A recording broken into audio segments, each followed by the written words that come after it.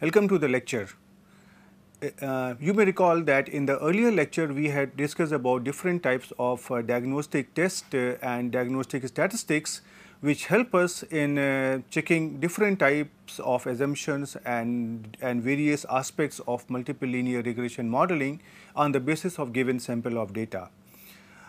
Continuing on the same line, in this lecture we are going to discuss some more diagnostic which helps us in checking the violation of basic assumptions of multiple linear regression model and some other aspect. So, let us start with the first aspect, and we are going to discuss here a lack of fit test for regression model. Right. What do you mean by lack of test? In this case, we are assuming that all assumptions of linear regression model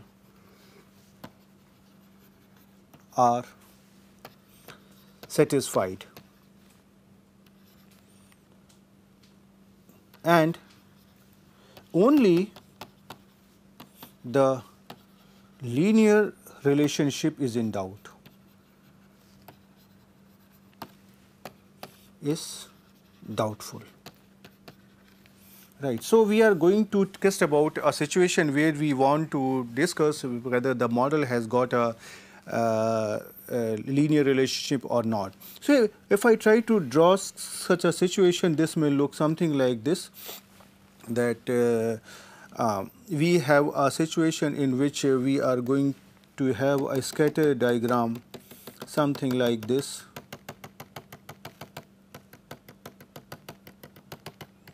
Right. So, in this case, if you try to fit a regression line, that may go like this. Right. So, in this case, we are not really confident whether a linear regression model can be fitted or not. So, our basic objective here is to determine if there is a systematic curvature present or not. So, in order to develop a test for such a diagnostic, we require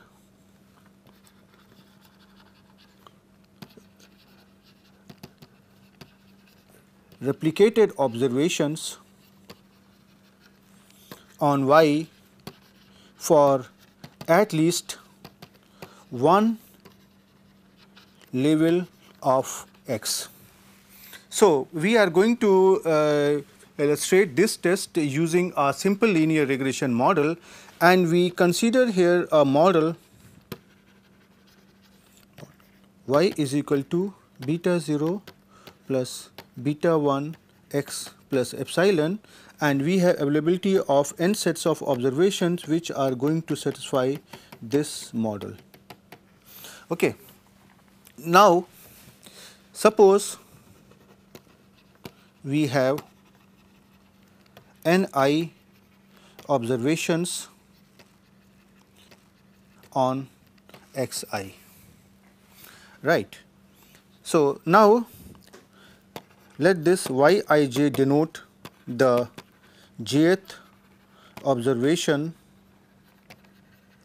on xi. So, here I goes from here 1 to here, say here m, and j goes from here 1 to here, say here ni. Okay.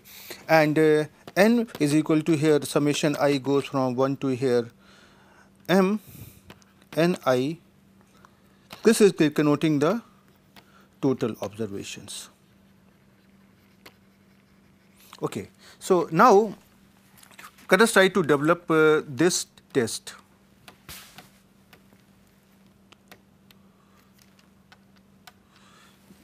So, now let us try to understand the test. This test is developed by partitioning the residual sum of squares into two components, and this is denoted as a SS-res. This is the residual sum of squares, and this is going to be partitioned into sum of squares due to pure error, and this is denoted by SSPE, and another component which is the sum of squares due to lack of fit. So, this is actually sum of square due to pure error, and this is sum of squares due to lack of fit. Okay. And you know that the sum of squares due to residual, it has something like I goes from 1 to here m, j goes from 1 to here ni, yij minus y hat I whole square. Yes, you have to keep in mind that here now we have observation on y at two levels, that is I and j. So, the earlier definition of sum of square due to residual, that summation I goes from 1 to n yi minus yi hat whole square, that has to be extended with the double summation. Okay. And this can be broken into something like I goes from 1 to m, j goes from 1 to here ni, yij minus y bar I whole square plus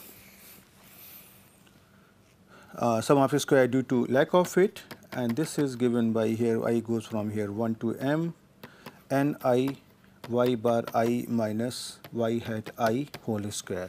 So, if you try to see here, the sum of square due to pure error is given by this, and sum of square due to lack of it is given by this. Okay. Well, I am skipping the minor detail, but by looking at this expression, you can now see that it is not difficult to obtain. This is just obtained by adding and subtracting y bar I in the expression yij minus y hat I here. Okay. Now, when we talk about the distribution, then this sum of square due to residual, see, this has got degrees of freedom as say here n minus 2, and sum of square due to pure error, this has got degrees of freedom n minus m, and sum of square due to lack of it, this has got degrees of freedom m minus 2. Okay. And why the this is here too? Because we are estimating two parameters, beta 0 and beta 1 here. Now, based on that, we can define the test statistics. Well, again I would say that I am not considering here the minor details. Well, there is a strong theoretical proof available for this test. The test statistics is denoted by say here f naught, and this is given by sum of squares due to lack of fit divided by its degrees of freedom upon sum of squares due to pure error divided by its degrees of freedom. Right. And if you try to see the sum of squares divided by the degrees of freedom, that is nothing but the mean square due to LOF, the lack of fit, and mean square due to pure error. And this follows our F distribution with the degrees of freedom m minus 2 and m minus m if true relationship is linear. Right. So, in order to compute the lack of fit, what we have to do? We simply have to compute the statistics f naught, and then we have to make a decision here that regard the regression function to be nonlinear if f0 is greater than the tabulated value of f at alpha level of significance with m minus 2 and n minus m degrees of freedom, where alpha is the level of significance. Right. Okay. So now using this test, we can conduct or we can verify whether the regression function is following a linear trend or not. And yeah, this test essentially is a part of the software outcome. So whenever we are going to deal with the software, I will try to show you later on that the sum of square due to pure error and sum of square due to lack of fit, they are the two components of the sum of square due to residual, and they are very clearly mentioned. Okay. So now we come to another aspect, and we would like to check the assumptions using some graphical techniques. Okay, up to now we have discussed the different types of diagnostic which are based on certain statistical format. Okay, so first of all I would try to test what about the linear relationship. Once we have a sample of data, the first step is to verify whether the data is following a linear relationship or not. So, and this gives us the first hand information. So, in the case of a simple linear regression model, it is not difficult, as we have earlier discussed, that we simply need to plot here a scatter diagram between x and y, and if we are getting a trend like this one, yeah, one can see here that possibly a linear model can be fitted over here. And on the other hand, in case if we are getting a relationship like this one, in which we have got a curvilinear relationship, this shows that, well, here possibly non-linear relationship is more suitable. Right. Okay, and this indicates the linear relationship. Here you have to be a little bit careful. For example, in this particular case of non-linear relationship, one can always transform the model so that it becomes a linear relationship also, but that will be our secondary step. And in say another case, for example, when we are trying to deal with a multiple linear regression model, then we try to use the multiple scatter diagram. Okay. So I try to draw here a multiple scatter diagram with when we have suppose two independent variables, right. So in the case of multiple scatter diagram, it tries to give us the sort of scatter diagram among all sorts of variable. For example, here if I take say here y, here x1, here x2, and here y, x1, and here x2, so that here I am trying to consider here a model like y is equal to beta 0 plus beta 1 x1 plus beta 2 x2 plus here epsilon. Okay. Now, in this case, we will try to see on the diagonal elements, we are going to get a relationship between y and y, x1 and x1, and x2 and x2, which has no meaning for us. Now, here if you try to see here in this block, we will be getting a relationship between y and say here x1, and here I will be getting a relationship between y and x2. In this block, I will be getting here a relationship between x1 and x2. Now we try to look at the scatter diagram. For example, it is giving us a like this diagram, and it is giving us a diagram like this one. So this is possibly showing that the linear relationship between y and individual independent variable, say here in this case x1 and x2, has got a linear trend. And so we can expect that the joint relationship between y and x1, x2 may also be linear. One point where I would like to make all of you cautious is that these are only the indicative, right? Because we are essentially interested in finding out the joint relationship of x1, x2 with respect to y. Or say when we have k independent variable, then the joint relationship of x1, x2, xk with respect to y. Right, up to 3 dimension, possibly I can make a plot, but when I am going to more than 2 independent variables, like a 3 independent, 4 independent variables, and we try to plot them with respect to y, then making a 4-dimensional plot or 5-dimensional plot or say higher order plot, it is not possible. So we have to depend on this say 2-dimensional plots, and by drawing the information on this 2-dimensional plot, we try to conclude about the joint relationship of all independent variable with respect to y. So these are only provide us a sort of indication whether the linear relationship can be fitted to the given set of data or not.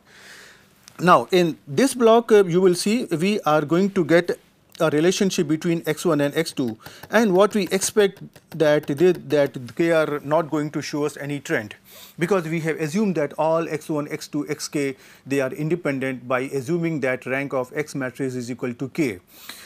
Okay.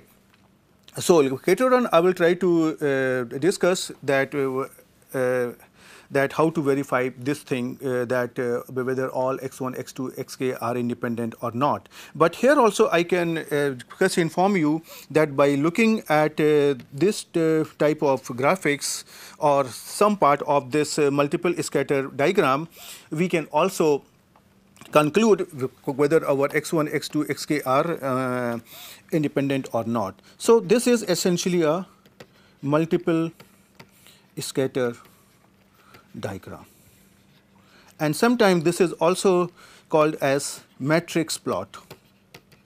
Right. Now what about these three one? This one, and this one. So we can see that this is a symmetric diagram. Symmetric diagram means that whatever is the relationship between y and x1, that is going to be the same relationship between x1 and y. So this and this will have a same picture, and similarly this and this will also have a same picture, and similarly this and this, they are also going to have a same picture with some with suitable modification in the trend. Okay. So this is about the checking of assumption of linear relationship between say x and y. Now we come to another assumption. One of the assumption we had made that the covariance matrix of epsilon is sigma square I. Right.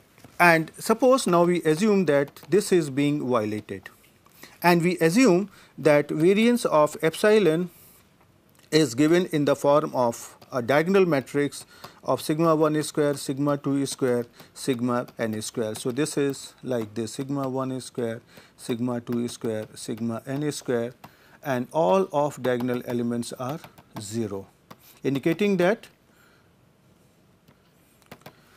epsilon 1, epsilon 2, epsilon n, they are independent, but they have got different variance. In this case, you can see that the variance of yi is same as the variance of epsilon I is equal to sigma I square. So now the first question comes that how such situation can be identified in real life. So one factor can be your own involvement with the experiment. For example, if I take a simple example, that suppose somebody starts learning the typing. Now on the first day he is given a sheet of paper and he is asked to type it on a typewriter. On the first day he has no idea, so possibly he will make suppose 100 mistakes per page, and he is going to take this 1 hour a time. Now he practices say for about a week, and after a week he repeats the same test, that he is given a sheet of paper and he has to type it. So obviously after a week's practice, the number of mistakes are going to be lower than on the first day. And similarly, if he continues to practice more, the number of mistakes are going to be lesser. So, in this case, if I try to see get the variability of the number of mistakes that is decreasing as the time is increasing, or the time of number of practicing hours are increasing.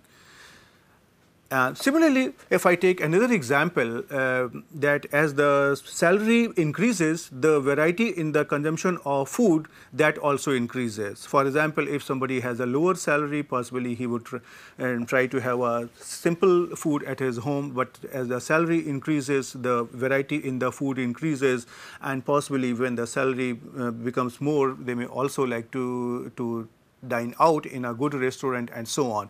So, in this case we can see that the variability in the food consumption that is increasing with respect to salary. So, in both the cases the variance does not remain constant. In the first case of typing, the variance is decreasing, and in the second case the variance is increasing in case of salary versus the food consumption. And this problem is actually called as problem of heteroscedasticity. Okay. So, now in case if I want to know whether my data has got a heteroscedasticity problem or not, so we have two options. There are some statistical tests are also available, but all such tests they are based on one strong assumption that the problem of heteroscedasticity is being caused by a particular reason. So, anyway, we are not going to discuss those analytical tests, but we are interested here in diagnosing such a problem using some graphical procedure. Okay. So, in this case what we try to do, that we find the fitted value yi hat and we find the residuals. In this case we can find either the residuals or their scaled version.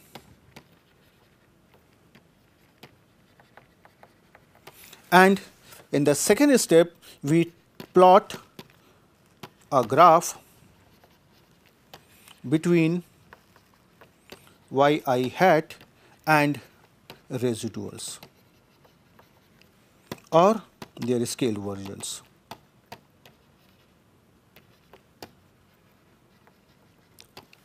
Now, depending on the situations we can have different types of pattern, and based on that we try to take a proper decision.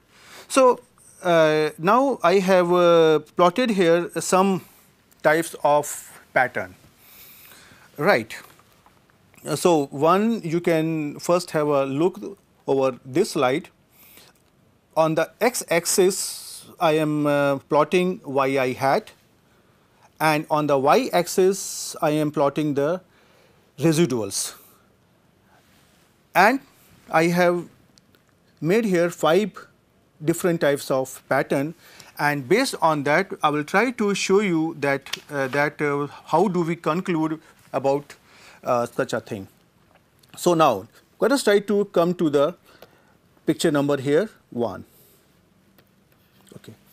Now, in this case you can see here that the blue dots that are indicating the observations between yi hat and residual, right, they can be contained in a sort of horizontal band, right. So, here in this case residuals can be contained in a horizontal band, right, or I would say that the observations are fluctuating randomly inside this band, and this implies that there are no obvious defects,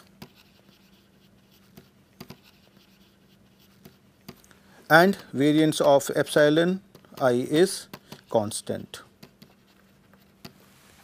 right. Similarly, in the second case, if you see we have here a trend in which I can contain all the points in a sort of outward opening funnel. right. So, in this case all the points can be contained in an outward opening funnel. Okay. And in this case we can conclude that variance of epsilon I is not constant. And we further conclude that variance of epsilon I is increasing with observations on yi. Okay, so this is our figure number 2. Now, similarly in the figure number here 3, this is just opposite to the figure number 2, and in which all the points can be contained in an inward opening funnel. Right. So, in this case all the points can be contained in inward opening funnel, and in this case also we can conclude that variance of y epsilon I is not constant, and it is just opposite to figure number 2, that variance of epsilon I is decreasing with yi. Okay. Now, similarly in figure number 4 we can see here that all the points, they can be contained in a sort of double bow, and this also indicates that variance of epsilon I is not constant. And it is indicating that the variance of y is first increasing and then after that it is decreasing. So, this possibly indicates that maybe the yi is a variable in which the values are lying between 0 and 1, and one possibility is that this can be a binomial or Bernoulli distributed random variable. Similarly, in the fifth graphic we can see that all the points can be contained in a sort of non-linear band. Right. So, in this case we can conclude that there is a non-linear relationship between y and say here xi's. Right. And obviously that we cannot conclude here about the variance of yi. So, these are some graphical procedure which can help us in testing different types of situation where one can conclude if the variance of epsilon I remains constant or not.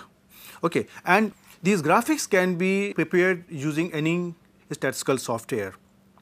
One thing I would like to advise, that in real life whenever we are trying to interpret such figures, it requires some experience also,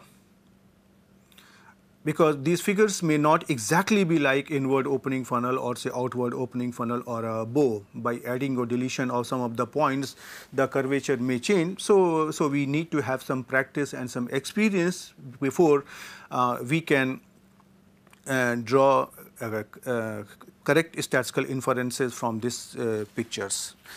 Right. Okay. After this, let us try to consider another situation in which we are going to talk about that we want to verify that epsilon 1, epsilon 2, epsilon are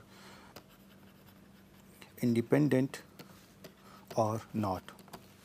Right. So, now these types of thing they are quite possible in practice, and in such a cases the entire time series analysis comes into picture, and all sorts of concepts like autocorrelation, autocovariance, they come into picture. So, it is not really possible for me to discuss all the details over here, but certainly I will try to give you some basic guidelines. Okay. The first thing is that there is a test what is called as Durbin-Watson test, and this Durbin-Watson test this tests the presence of first order autocorrelation in the data. And similarly, we have some other tests also. We are more interested in knowing about some graphical tools here. In order to construct this graphical tool, we try to plot the residuals with respect to time, and we have a set of similar pictures that we have considered in the earlier case, and based on that we try to take some correct statistical inferences.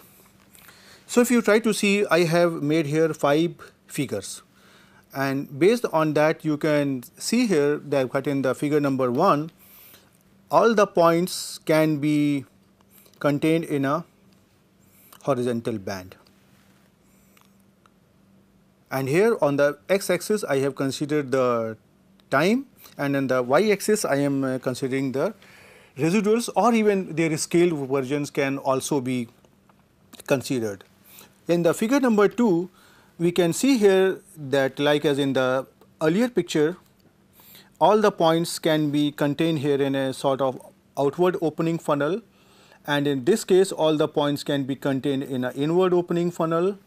In this case all the points can be contained in a double bow shaped, and in this case all the points can be contained in a non-linear band. Right. So, similar to the conclusion that we had drawn in the case 2, we can also draw here the same conclusion. For example, here I would say that there is no problem, and this type of picture, when all the points can be contained in a horizontal band, this indicates that all the epsilon 1, epsilon 2, epsilon n, they are independent of each other.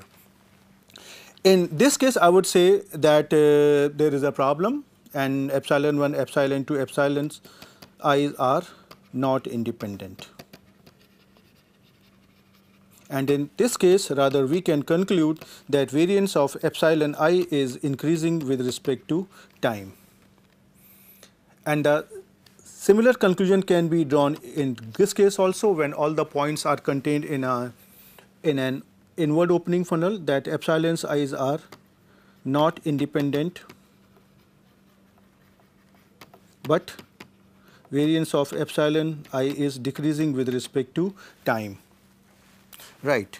And similarly here also the epsilon i's are not independent, but rather we expect that yi's are lying between 0 and 1, and this can possibly be denoting a Bernoulli or binomially distributed random variables.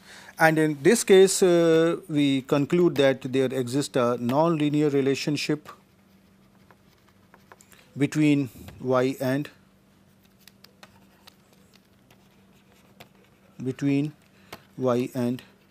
xi's. And these graphics again can be obtained using any statistical software. So, now we stop here, and in the next lecture I will try to discuss about the diagnostic tests using graphical procedure for some other assumptions like normality. Till then, goodbye.